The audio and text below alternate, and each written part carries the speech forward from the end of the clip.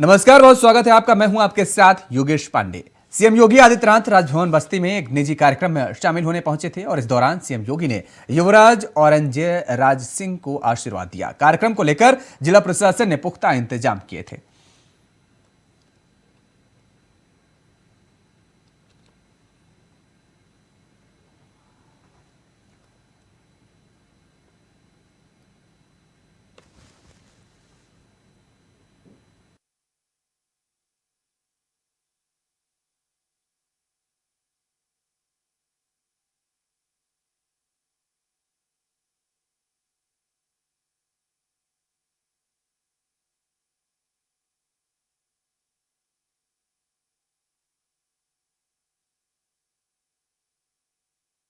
आशीर्वाद दिया है और आपको बता दें कि बस्ती दौरे पर सीएम योगी आदित्यनाथ रहे। इस दौरान आशीर्वाद भी दिया। ये तस्वीरें आप देख सकते हैं, ये बस्ती जिले की तस्वीरें हैं जहां पर मुख्यमंत्री योगी आदित्यनाथ आज पहुंचे थे और वहां पर पहुंचकर आज मुख्यमंत्री योगी आदित्यनाथ ने आशीर्वाद दिया है।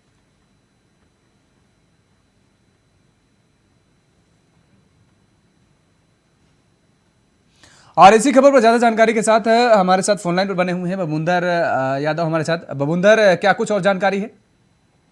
जी, मैं आपको बताना चाहता हूँ, आज उत्तर प्रदेश के मुख्यमंत्री योगी आदित्यनाथ का बस्ती दौरा था एक निजी कार्यक्रम में बस्ती राजभवन में।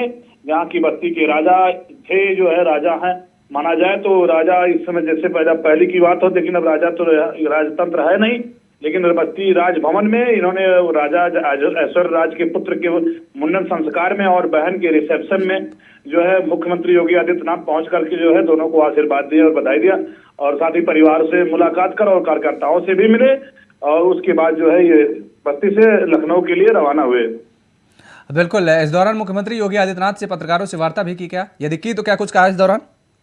नहीं जी, अभी तक वो जो इस तरीके से पत्रकारों से वार्ता नहीं कर पाए, लेकिन जो है फिलहाल उनका कहना था जिस तरीके से कि लगातार जो है यहाँ आए, लेकिन जो है परिवार से मिले, कोई बात आई नहीं। फिलहाल जो भी अपडेट होता है फिर उसको मतलब फिर आगे बढ़ाया जाएगा। बिल्कुल। किस तरीके की व्यवस्थाएं की गई इस दौरान बबूंदर? जी हाँ, इस तरीके से मुख्यमंत्री के जो है आगमन को लेकर के जिस तरीके से पुलिस व्यवस्थाएं जो पूरी तरीके से तैनात दुरुस्त थी, जहां पर जिलाधिकारी और एसपी के द्वारा जिस तरीके से पूरी तरीके से पूरे जो कार्यक्रम स्थल को जो है पूरी तरीके पुलिस से छावनी में तब्दील कर दिया गया था, जो कि आज महाशिवरात्रि का भी जो दिन था। और वहीं उस राजभवन के बगल से जो कि शिव बारात भी निकलनी थी, जिसको लेकर के पुलिस में काफी जो है मशक्कत करनी पड़ी, क्योंकि एक तरफ मुख्यमंत्री का कार्यक्रम, एक तरफ जो है महाशिवरात्रि की मतलब शिव जी की बारात निकलनी थी, तो कहीं ना कहीं पुलिस पर ज्यादा पड़ा और प्रशासन, लेकिन फिर भी पूरी तरीके से मुस्तैद रहा मुख्यमंत्री के कार्यक्रम को लेकर के। बहुत बहुत शुक्रिया तमाम सारी जानकारी देने के लिए बबूंदर। और अब रुक करेंगे बदायूं का, जहां पर कसला गंगा घाट पर डूबे एमबीबीएस के 5 छात्र, 3 एमबीबीएस के छात्रों की मौत हुई है। 2 छात्रों की तलाश में गोताखोर अभी भी जुटे हुए हैं। मेडिकल कॉलेज के 2019 बैच के सभी छात्र थे। सभी छात्र गंगा घाट पर नहाने हुए गए थे और उझानी कोतवाली क्षेत्र के कसला गंगा घाट की ये घटना बताई जा रही है, जहां पर आपको बता दें कि 5 मेडिकल के छात्र गंगा नहाने गए थे और इस दौरान वो डूबते नजर आए हैं।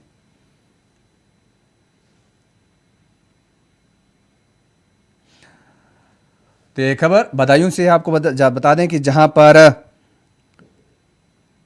5 छात्र गंगा नहाने गए थे और इस दौरान वो गंगा में डूबते नजर आए। हालांकि 2 छात्र बच गए किसी तरह, लेकिन आपको बता दें कि 3 छात्रों को अभी भी गोताखोर तलाश करने में लगे हुए हैं।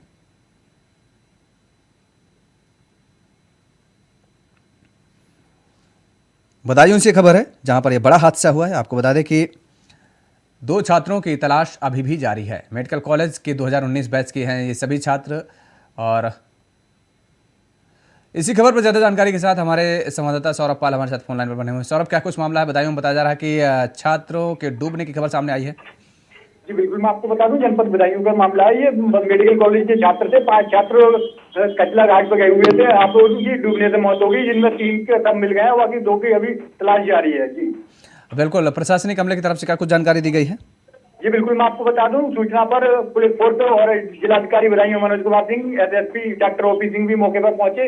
उसके बाद में घटना के बारे में विस्तृत जानकारी ली। जानकारी के बाद में परिवार ये बताया जा रहा है, ये लोग राजस्थान के बच्चे जो छात्र थे, वो जो राजस्थान के रहने वाले थे जी। सभी पांचों छात्र राजस्थान के बताए जा रहे हैं सौरभ? जी बिल्कुल। बिल्कुल, लेकिन इस दौरान जिस तरीके से बताया जा रहा है कि 2 छात्रों को अभी भी बचाने की कोशिश की जा रही है, उनको खोजने की कोशिश की जा रही है, तो ऐसे में क्या कुछ और अधिकारियों की तरफ से जानकारी दी गई है? जी बिल्कुल, मैं आपको बताऊँ, जिलाधिकारी मनोज कुमार का कहना है कि गोताखोर लगातार लगे हुए हैं और तब को उनकी खोजबीन जारी है, जहाँ तक सुबह तक खोज लिया जाएगा जी। बहुत बहुत शुक्रिया तमाम सारी जानकारी देने के लिए सौरभ।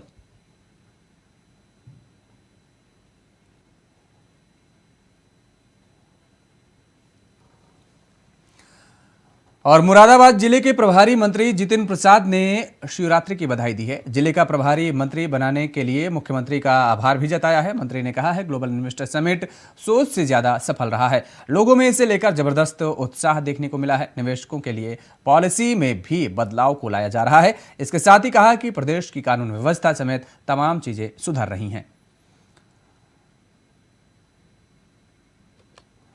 मैं खुद गया था, विदेश भी गया और विभिन्न राज्यों में, देश में भी गया। उत्तर प्रदेश के प्रति भारी उत्साह, रुचि, निवेशक तैयार हैं। ये सब परिणाम है माननीय प्रधानमंत्री जी के नेतृत्व में 8 साल की जो केंद्र सरकार और माननीय मुख्यमंत्री जी के नेतृत्व में प्रदेश सरकार जो कानून व्यवस्था में सुधार, इंफ्रास्ट्रक्चर, एयरपोर्ट्स, एक्सप्रेसवेज, पॉलिसीज जो निवेशकों के लिए बनाई गई हैं और उसमें बदलाव लाया गया है। और अमेठी में जनसत्ता दल लोकतांत्रिक पार्टी से एमएलसी अक्षय प्रताप सिंह ने एक बड़ा कदम उठाया है। प्राचीन शिव मंदिर में सबसे पहले 11 दलित दंपतियों से भोलेनाथ का जलाभिषेक करवाया और इसके बाद बाकी के लोगों के लिए मंदिर में जाने की इजाजत दी। इससे महाशिवरात्रि के पर्व पर समाज को भेदभाव रहित होने का संदेश दिया गया है। तो ये बड़ा कदम उठाया गया है। आपको बता दें कि एमएलसी अक्षय प्रताप की तरफ से ये बड़ा कदम उठाया गया है और अमेठी में ये तस्वीरें सामने आई हैं। पिछले कई बार से टलता आ रहा एमसीडी मेयर चुनाव के लिए अब 22 फरवरी की तारीख तय हुई है। दिल्ली सरकार की तरफ से उपराज्यपाल को यह तारीख सुझाई गई थी, जिस पर उपराज्यपाल वीके सक्सेना ने अपनी सहमति जता दी है। मेयर पद के लिए चुनाव 22 फरवरी 2023 के दिन बुधवार एमसीडी के सिविक सेंटर में होगा। बता दें कि एमसीडी मेयर, डिप्टी मेयर और स्टैंडिंग कमेटी के 6 सदस्यों के चुनाव को लेकर 3 बार चुनाव टल चुके हैं।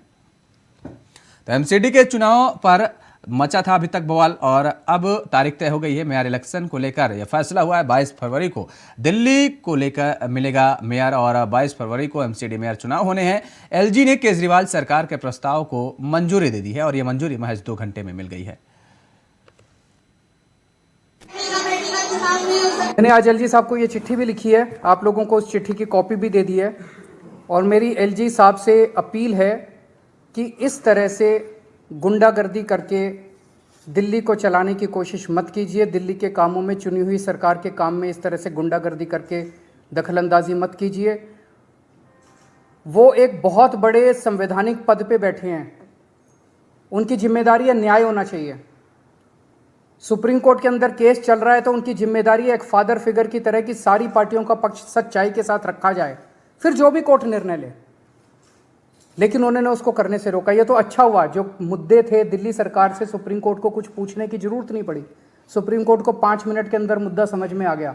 अगर सुप्रीम कोर्ट बाई चांस कल ये पूछता कि दिल्ली सरकार का वकील कौन है, दिल्ली सरकार हमें ये बताए, तो 2 लोग खड़े होते। एक तुषार मेहता खड़ा होता जिसके पास अफसर का वकालतनामा था और एक गौतम नारायण खड़ा होता जिसके पास मनीष सिसोदिया का वकालतनामा था। ये क्या है एलजी साहब? झांसी के मऊरानीपुर में एक दिल दहला देने वाली घटना सामने आई है, जहां एक मां ने अपनी बेटी की इज्जत अपने पति से बचाने के चलते पति को मौत के घाट उतार दिया है, जिसके बाद पति के शव के पास बैठकर रोने बिलखने लगी और अपना जुर्म कबूल करते हुए पूरी घटना बताई। वहीं उक्त घटना से पूरे गांव में मातम का माहौल बन गया है। तो वहीं मौके पर पहुंचे पुलिस ने शव को कब्जे में लेकर कार्रवाई शुरू कर दी है। आपको बता दें कि एक तरफ जहां महाशिवरात्रि को लेकर लोग मंदिरों में जाकर अपने और अपने परिवार की खुशहाली की कामना कर रहे हैं, तो वहीं झांसी के मऊरानीपुर कोतवाली क्षेत्र की ग्राम भद्रवारा में एक पिता ने अपनी बेटी के साथ दुष्कर्म का प्रयास किया और जिसके बाद मां ने बेटी को बचाने के लिए पति को मौत के घाट उतार दिया है और जिससे आपको बता दें कि लाठी से वार की गई है और जिसके बाद मौत हो गई है।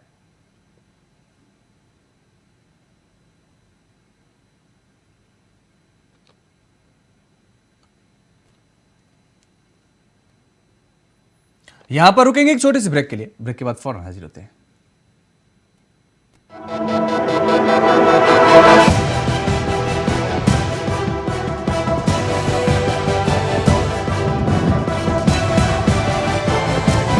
इंडिया वॉइस, आपकी सोच, आपकी आवाज।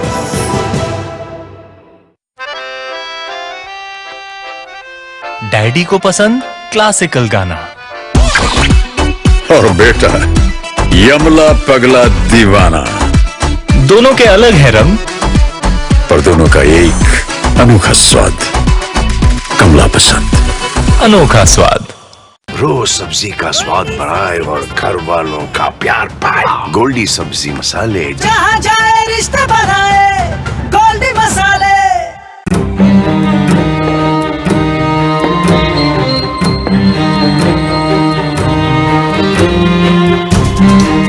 कब तक आप ऐसे फ्यूचर का टेंशन लेकर चलते रहेंगे? LIC के न्यू पेंशन प्लस के साथ अपनी पेंशन का प्लान बनाइए, क्योंकि ये प्लान आपके फ्यूचर के लिए मार्केट लिंक्ड वेल्थ क्रिएट करता है। और तो और इस प्लान में गारंटीड एडिशंस के साथ पेंशन पाने के कई ऑप्शंस भी हैं, so that you grow young and tension free. LIC, हर पल आपके साथ। आज रेस्टोरेंट से कढ़ाई पनीर ऑर्डर करें। मैं बनाती हूँ ना, आपके घर के खाने में रेस्टोरेंट जैसा स्वाद ले आए। MDH का कढ़ाई पनीर मसाला, पनीर को क्या मस्त बना डाला। कौन से रेस्टोरेंट से मंगवाया? MDH का कढ़ाई पनीर मसाला, मजा आ गया।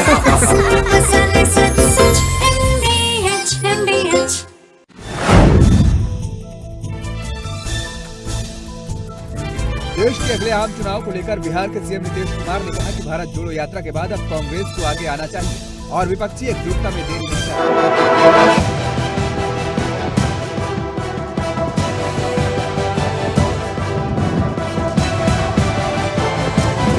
इंडिया वॉइस, आपकी सोच, आपकी आवाज। ब्रेक के बाद एक बार फिर आप सभी का स्वागत है। खबरों में आगे बढ़ेंगे। खबर मुरादाबाद से है, जहां पर एक युवती ने लिव इन पार्टनर के प्रताड़ना से परेशान होकर सुसाइड कर लिया है और उसके पार्टनर पर धर्म बदलने के लिए दबाव डालने का आरोप है। घटना का खुलासा हुआ। आपको बता दें, घटना के बाद पुलिस ने आरोपी को गिरफ्तार भी कर लिया है। पूछताछ में पता चला है कि आरोपी ने पहले से 2 शादियां कर रखी थी।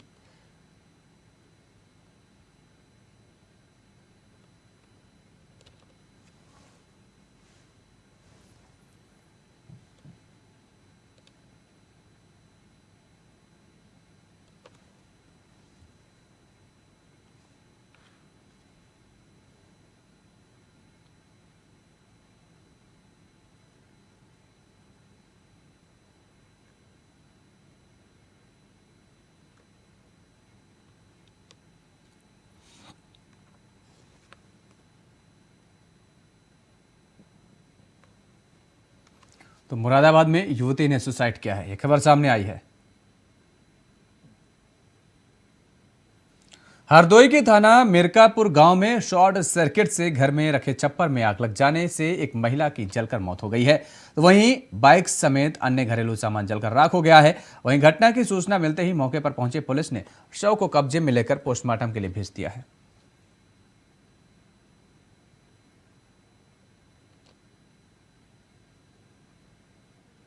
क्षेत्र में मिर्कापुर गांव है, वहाँ पे पुष्पा देवी पत्नी धर्मेंद्र सिंह करीब 46 वर्ष की है। इनका जो है ये छप्पर में सो रही थी, चारपाई पे लेटी थी और इनका छप्पर में शॉर्ट सर्किट की वजह से आग लग जाने से, जैसा कि इनके पति ने तहरीर लिख के दिया है कि वहाँ पे मीटर का कनेक्शन था और उस बिजली से शॉर्ट सर्किट से आग लगी, छप्पर जल के चारपाई पे गिरा और इनकी जलने से मृत्यु हो गई। वहाँ आसपास जो सामान रखा था, मोटरसाइकिल और चुनाव आयोग के एकनाथ शिंदे के नेतृत्व वाले धड़े को असली शिवसेना मानने के एक दिन बाद उद्धव ठाकरे ने अपने धड़े को नेताओं से साथ बैठक की है और इस बैठक में तय किया गया है कि पार्टी कार्यकर्ता घर घर जाएंगे और लोगों को यह बताएंगे कि उनका चुनाव चिन्ह चोरी हुआ है। उद्धव ठाकरे ने पार्टी समर्थकों को लोगों के बीच जाने की अपील की है और कहा है कि जनता तय करेगी कि शिवसेना किसकी है। प्रधानमंत्री को लगता है कि शिवसेना को खत्म कर देंगे, लेकिन शिवसेना कभी खत्म नहीं होगी। उद्धव ठाकरे ने आगे कहा कि मैं कहना चाहता हूं कि उन्होंने बाला साहेब ठाकरे का चेहरा चाहिए, उन्हें चुनाव चिन्ह चाहिए, लेकिन शिवसेना का परिवार नहीं। पीएम नरेंद्र मोदी को महाराष्ट्र आने के लिए बाला साहेब ठाकरे के चेहरे की जरूरत है। राज्य के लोग जानते हैं कौन सा चेहरा असली है और कौन नहीं।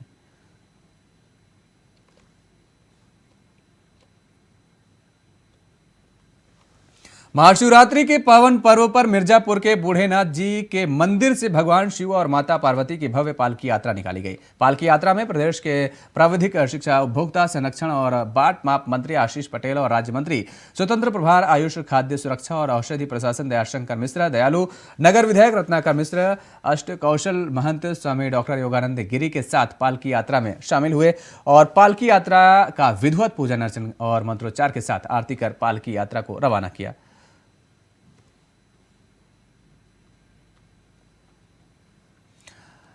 वहीं सीतापुर में तेज रफ्तार का कहर देखने को मिला है। कार और बाइक की जोरदार टक्कर हुई है। बारात जा रहे कार सवार और स्थानीय ग्रामीण भिड़े हैं। आपसी मारपीट का वीडियो सोशल मीडिया पर यह वायरल हो रहा है। अटरिया थाना इलाके का मामला है। तो सीतापुर में तेज रफ्तार का कहर एक बार फिर से देखने को मिला है। आपको बता दें कि यहाँ पर आपसी भिड़ंत हुई है और कार और बाइक की जोरदार टक्कर हुई है। आपको बता दें कार सवार और स्थानीय ग्रामीण आपस में भिड़े हैं। अब ये वीडियो सोशल मीडिया पर तेजी से वायरल हो रहा है।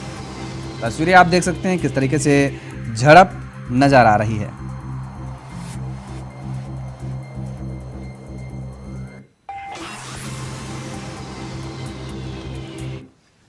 यूपी में चाहे बड़ा से बड़ा अपराधी हो, माफिया हो या कोई भी खूंखार डॉन हो, सबके सब घुटने के बल आ गए हैं, क्योंकि योगी के राज में यूपी में कानून का एक बाल बुलंद है। बीजेपी कह रही है कि पिछली सरकारों में यूपी अपराध प्रदेश बन गया था, लेकिन अब पूरी की तस्वीर यूपी की बदल गई है।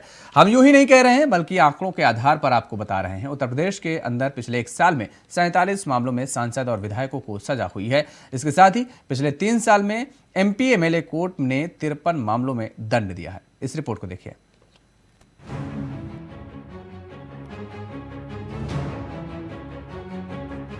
यूपी में राजा हो या रंक, अमीर हो या गरीब, भले ही खुद को समझता हो तो ऑप्शन, कानून यहाँ सबके लिए बराबर है। तभी तो यूपी के बड़े बड़े सूरमाओं जो अपने आप को कुछ साल पहले बाहुबली समझते थे, वो अब घुटने के बल आ गए हैं। जी, ये हम इसलिए कह रहे हैं क्योंकि पिछले 1 साल में 47 मुकदमों में सांसद विधायकों को सजा हुई है। 3 साल में एमपी एमएलए कोर्ट ने 53 मामलों में सजा का ऐलान किया है। भले ही खुकार माफिया डॉन मुख्तार अंसारी हो या हो आजम खान, भले ही उसका बेटा अब्दुल्ला आजम हो। ये तो चंद उदाहरण हैं, फेहरिस्त अभी लंबी है, जिनको न सिर्फ अपनी विधायकी गंवानी पड़ी, बल्कि जेल की रोटी भी चखी और जेल का पानी भी पिया। आजम खान की तो मानो यूपी सरकार में फजीयत हो गई। पहले खुद की विधायकी गई, फिर रामपुर का चुनाव हारे और अब बेटे अब्दुल्ला आजम की विधायकी चली गई। इसको लेकर समाजवादी पार्टी बीजेपी पर हमलावर है और सपा कह रही है कि नफरत और बदले की भावना से कार्रवाई की जा रही है। योगी सरकार आजम खान साहब के परिवार के प्रति नफरत की भावना से, बदले की भावना से इस तरह की कार्रवाई कर रही है। आप सबको याद होगा कि माननीय सुप्रीम कोर्ट ने योगी सरकार को फटकार लगाते हुए ये कहा था कि एक मामले में जमानत हो रही तब तक दूसरी एफआईआर हो जा रही है। देखिए, लोकतंत्र में राजनीतिक विरोध जायज है, लेकिन राजनीतिक दुश्मनी साधना ये लोकतंत्र के लिए सबसे बड़ा खतरा है। और योगी सरकार लगातार जब से सत्ता में आई है, तब से आजम खान साहब परिवार के प्रति राजनीतिक विद्वेष और राजनीतिक दुश्मनी की भावना से कार्रवाई कर रही है। वहीं बीजेपी का कहना है कि यह योगी का यूपी है, यहाँ गुंडागर्दी और माफियागिरी नहीं चलेगी। यूपी सरकार में अच्छे माफिया जेल की सलाखों के पीछे हैं। एक समय था जब मुख्तार अंसारी पूर्वांचल के बाहुबली बन के घूम रहे थे और उनके ऊपर दर्जनों लूट के, हत्या के केसेस दर्ज थे। उसके बाद वो अचानक से माननीय बन गए। इसी प्रकार आजम खान और उनके बेटे, वो भी बाहुबली बन के घूम रहे थे। दर्जनों केस उनके ऊपर, हत्या का केस, लूट का केस सब दर्ज था। उसके बाद अचानक से वो भी माननीय बन गए और दोनों ही आराम से विधायक बन के रह रहे थे। परंतु अब लोगों को समझ में आ गया है कि ये समाजवादी पार्टी की सरकार नहीं है, जहां पर लूट खसोट, बेईमानी और बाहुबलियों को जगह दी जाती है। यह भारतीय जनता पार्टी की सरकार है और उत्तर प्रदेश में हमारे माननीय बाबा जी का न्याय चलता है, जिसमें किसी को छूट नहीं है। किसी भी पार्टी का हो, किसी भी स्तर का नेता हो, कैसा भी इंसान हो, नेता है नहीं है, किसी को भी कोई छूट नहीं है। तो यह एक सबक है, ये आपराधिक व्यक्तित्व के लोगों के लिए एक सीख है कि अभी भी आपके पास वक्त है, अभी आप सुधर जाओ, नहीं जो आपका बचा कुचा जीवन है वो आपका जेल में ही बीतेगा। खैर, ये तो जरूर है कि योगी सरकार में अपराध कम हुआ है, क्राइम रेट घटा है और माफिया की शामत आई है। जनता का भरोसा भी धीरे धीरे बढ़ने लगा है कि योगी राज में अब उसके साथ इंसाफ जरूर होगा। Bureau report, India voice.